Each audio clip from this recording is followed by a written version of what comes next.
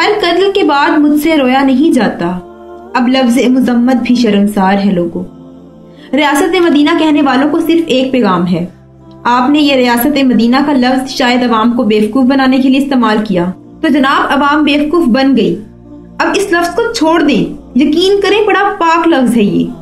جو پولیس عوام کی محافظ ہوتی ہے، آج ان میں کچھ لوگ کتے بن کر عوام کا گوشت نوچ رہے ہیں۔ کیا قصور تھا ان لوگوں کا جو شادی میں جا رہے تھے، ایک ہنستے بستے گھر کو منٹوں میں اجاڑ کر رکھ دیا؟ وہ چیختے رہے ہم دہشت گرد نہیں ہیں، چلو پیسے لے لو مگر ہمیں چھوڑ دو۔ مگر فریاد سنائیں کس کو؟ وہ جو بچے بچ گئے ہیں، کبھی سوچا ہے ان کے سامنے جب ان کے ماں باپ اور بہن کو گولیوں سے مارا گیا، ان کے معصوم دل کیسے دہل گئے ہوں گے؟ کیا ان کی عمریں ہیں کہ وہ یہ سب دیکھ پاتے؟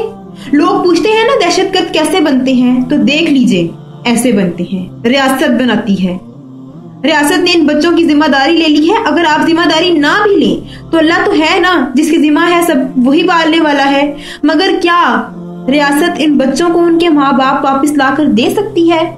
کیا ریاست ان کو دوبارہ خوشیاں لوٹا سکتی ہے؟ ہمیں تو انصاف تک کی امید نہیں ہے۔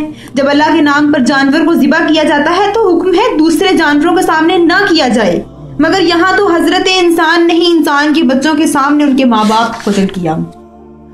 آپ حاکم وقت ہیں، کہہ سکتے ہیں کہ وہ شخص دہشت گرد تھا، فیملی کا سہارا لیا ہوا تھا۔ شرم نہیں آتی یہ الفاظ بولتے ہوئے؟ حاکم وقت ضرور ہیں مگر خدا نہیں بن گئے آپ۔ بہرحال عوام سے التماس ہے تب تک آواز بلند کریں جب تک ان بچوں کو انصاف نہیں مل جاتا، کیونکہ یہاں انصاف ملتا نہیں، چیخ چیخ کر لینا پڑتا ہے۔ اس کے ساتھ ہی میں آپ سے اجازت چاہوں گی، اللہ نے کے بانی۔